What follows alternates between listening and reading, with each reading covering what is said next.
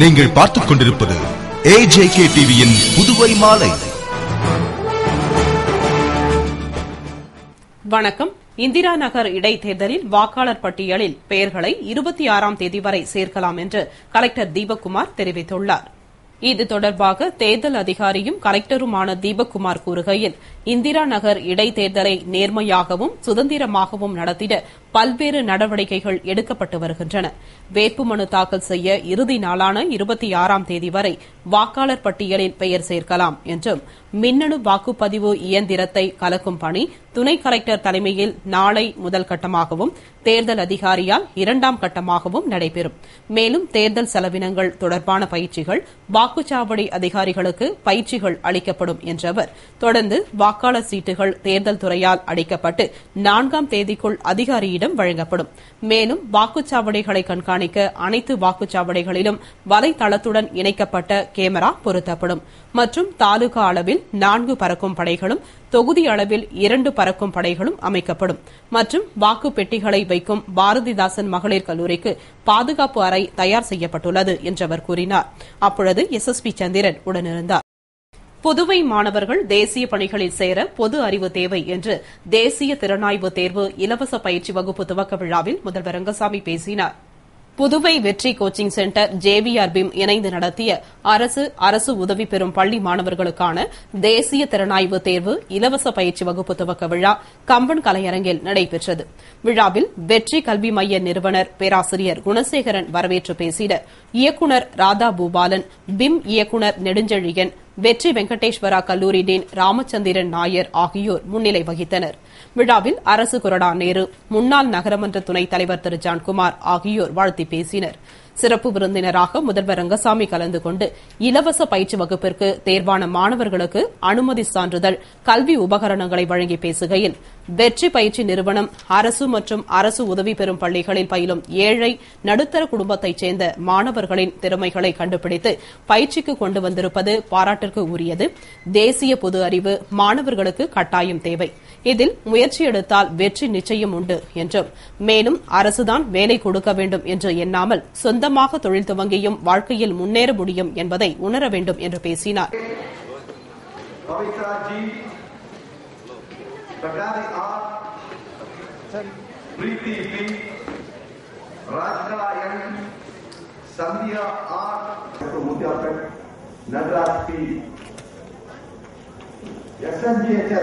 Volunteering, Monisha, N. Monisha.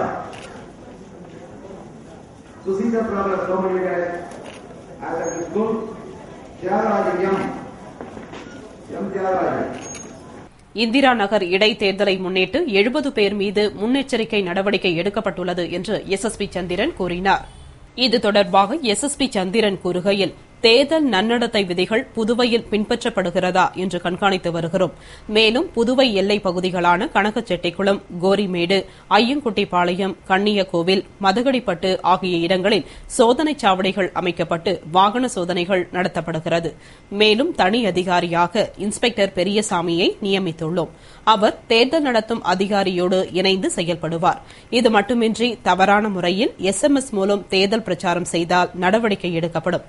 இது தொடர்பாக புகார் தெரிவிப்பவர்கள் வடக்கு, தெற்கு, கிராமப்புற SPக்களிடமும் கோரிமேடு போலீஸ் அதிகாரியிடமும் புகார் தெரிவிக்கலாம் என்றும், மேலும் தொடர்ந்து இந்திரா நகரில் உள்ள 27 வாக்குச்சாவடிகளில் 2 வாக்குச்சாவடிகள் பதற்றமானவை என கண்டறியப்பட்டுள்ளது.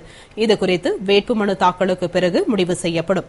தேவைப்பட்டால் துணை ராணுவ படையை கேட்டு பெறுவோம் என்றும், 70 பேர் மீது முன்னெச்சரிக்கை நடவடிக்கை எடுக்கப்பட்டுள்ளது. மேலும் துப்பாக்கி வைத்திருப்பவர்கள் அந்தந்த காவல் நிலையங்களில் ஒப்படைத்துள்ளனர் என்று கூறினார். அப்பொழுது கலெக்டர் தீபக்குமார் உடனிருந்தார்.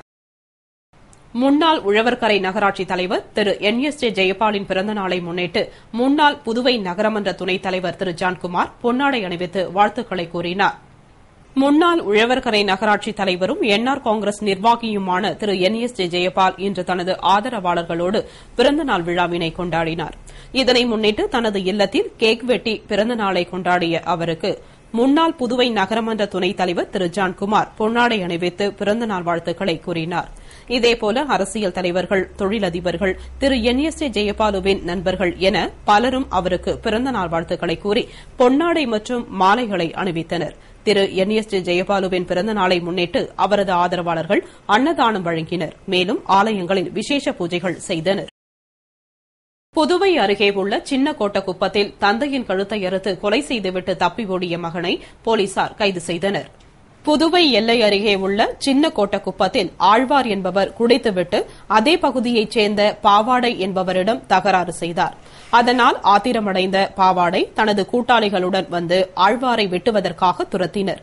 அப்பொழுது ஆழ்வாரின் மகன்கள் குரு, நரேந்திரன் ஆகியோர் ஓடிவந்து பாவாடையின் காலில் விழுந்து தங்கள் தந்தையை ஒன்றும் செய்ய வேண்டாம் என்று கேட்டுக் கொண்டனர். எனவே அவர்கள் ஆழ்வாரை விட்டுவிட்டு சென்றனர். இந்நிலையில் குடிபோதையில் இருந்த ஆழ்வார் தனது மகன் குருவிடம் தகராறு செய்ததாக கூறப்படுகிறது. இதனால் ஆத்திரமடைந்த குரு, உன்னால் தானே எங்களுக்கு அவமானம் ஏற்படுகிறது என்று கூறி கத்தியால் ஆழ்வாரின் கழுத்தை அறுத்துக் கொன்றான். இதனால் அவர் சம்பவ இடத்திலேயே துடிதுடித்து இறந்தார். தந்தை இறந்து போனதைக் கண்டு பயந்து போன குரு அங்கிருந்து தப்பி ஓடிவிட்டார். தகவல் அறிந்த கோட்டக்குப்பம் போலீசார் விரைந்து வந்து சடலத்தை கைப்பற்றி பிரேத பரிசோதனைக்கு அனுப்பிவிட்டு தப்பி ஓடிய மகனை தேடி வந்தனர். இந்நிலையில் பாட்டி வீட்டில் பதுங்கியிருந்த குருநாதனை போலீசார் கைது செய்து விசாரணை நடத்தினர். விசாரணையில் குரு தனது தாயாரை தந்தை மோசமாக பேசியதால் கத்தியால் வெட்டிவிட்டு ஓடிவிட்டேன். தற்பொழுது போலீசார் கைது செய்த பொழுதுதான் தந்தை இறந்தது தெரிய வந்தது என வாக்குமூலம் அளித்துள்ளார்.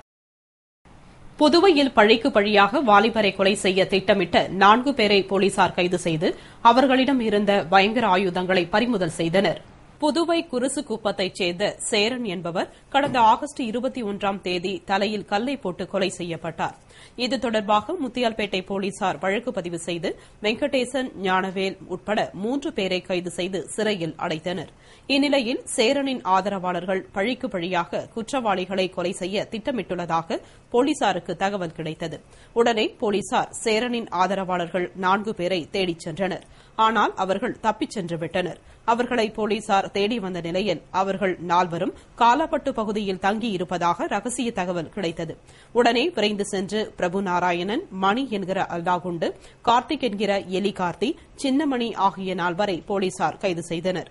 மேலும் அவர்களிடம் இருந்த 2 கத்தி, 2 இரும்பு பைப் முதலியவற்றை பறிமுதல் செய்து விசாரணை நடத்தியதில் அவர்கள் கொலை செய்ய திட்டமிட்டதை ஒப்புக் கொண்டதை அடுத்து நீதிமன்ற உத்தரவுப்படி 15 நாள் காவலில் சிறையில் அடைத்தனர்.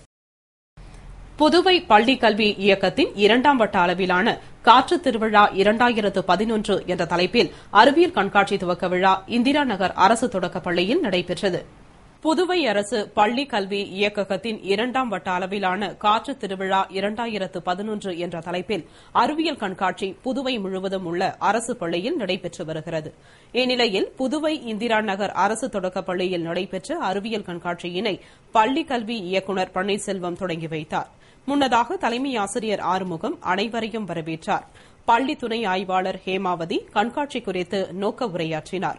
பள்ளி கல்வி இயக்ககத்தின் துணை இயக்குநர் ரகுபாலன், சூழலியல் துறை தலைவர் முனைவர் செட்ரிக் கோஷ்ரேல் மற்றும் பள்ளி கல்வி இயக்ககத்தின் இணை இயக்குநர் கிருட்டினராசு ஆகியோர் வாழ்த்துரை வழங்கினார்கள். கண்காட்சியில் மாணவர்களின் படைப்புகள் காட்சிக்காக வைக்கப்பட்டிருந்தன. இதனை அருகில் உள்ள பள்ளி மாணவ மாணவிகள் மற்றும் பொதுமக்கள் பார்த்துச் சென்றனர். புதுவை நோனாங்குப்பம் பாலத்தில் இடிந்து விழுந்த தடுப்புச் சுவர் மீண்டும் கட்டப்படாததால் விபத்து ஏற்படும் அபாயம் உள்ளது. இதனால் வாகன ஓட்டிகள் அச்சத்துடன் பயணிக்க வேண்டியுள்ளது. புதுவை நோனாங்குப்பம் சுண்ணாம்பாறு பாலத்திற்கு அடுத்துள்ள சிறிய பாலத்தில் கடந்த மாதம் லாரி மோதியதில் பாலத்தின் மேற்குப்புற பக்கவாட்டு தடுப்புச் சுவர் சுமார் 20 அடி நீளத்திற்கு இடிந்து விழுந்தது. விபத்து நடந்து பல நாட்கள் ஆகியும் இடிந்து விழுந்த தடுப்புச் சுவர் மீண்டும் கட்டப்படவில்லை. மேலும் தற்காலிக எச்சரிக்கை பலகையும் வைக்கப்படவில்லை. கடலூர் புதுவை பிரதான சாலையான போக்குவரத்து மிகுந்த இச்சாலையில் மின்விளக்கு வசதியும் கிடையாது. எனவே பாலத்தின் தடுப்புச் சுவர் இல்லாததால் வாகன ஓட்டிகள் சற்று கவனக்குறைவாக இருந்தாலும் விபத்தில் சிக்கும் அபாயம் உள்ளது. இதனால் கனரக வாகனங்கள் இப்பகுதியில் முந்திச் செல்லும் பொழுது இருசக்கர வாகன ஓட்டிகள் ஒரு அச்சத்துடனேயே ஓட்டிச் செல்ல வேண்டியுள்ளது. மேலும் இப்பாலத்தை ஒட்டிய பகுதி படுபாதாளத்தில் உள்ளதால் விபத்து ஏற்படுவதற்கு முன் தடுப்புச் சுவர் அமைக்க நடவடிக்கை எடுக்க வேண்டும் என்று பொதுமக்கள் கோரிக்கை விடுத்துள்ளனர். சுப்பிரமணிய பாரதியார் அரசு பெண்கள் மேல்நிலைப் பள்ளியில் நாட்டு நலப்பணி திட்டம் சார்பில் போக்குவரத்து விழிப்புணர்வு கருத்தரங்கம் நடைபெற்றது. புதுவை சுப்பிரமணிய பாரதியார் அரசு பெண்கள் மேல்நிலைப் பள்ளியில் நாட்டு நலப்பணி திட்டம் சார்பில் நடைபெற்ற போக்குவரத்து விழிப்புணர்வு கருத்தரங்கிற்கு சமுதாய திட்ட அலுவலர் தீர்க்க சுபா அனைவரையும் வரவேற்றார். பள்ளி துணை முதல்வர் ஷகிலா வாஹிது தலைமை தாங்கினார்.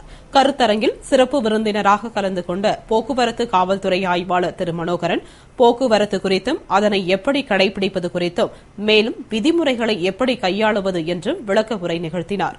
கருத்தரங்கில் போக்குவரத்து காவல்துறை தலைமை காவலர் ஆரோக்கியசாமி வாழ்த்துரை வழங்கினர்.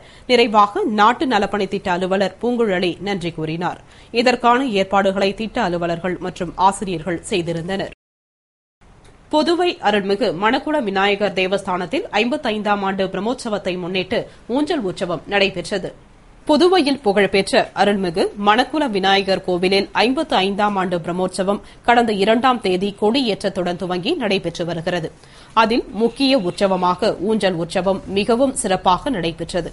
இதனை முன்னிட்டு விநாயகருக்கு சிறப்பு அபிஷேகம், அலங்காரம் மற்றும் ஆராதனையுடன் சிறப்பு வழிபாடுகள் நடைபெற்றது.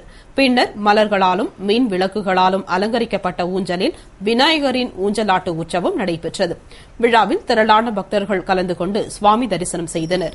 விழாவிற்கான ஏற்பாடுகளை அறங்காவல் குழுவினர், விழா குழுவினர் மற்றும் ஊர் பொதுமக்கள் செய்திருந்தனர். இத்துடன் செய்திகள் நிறைவடைந்தன. வணக்கம்.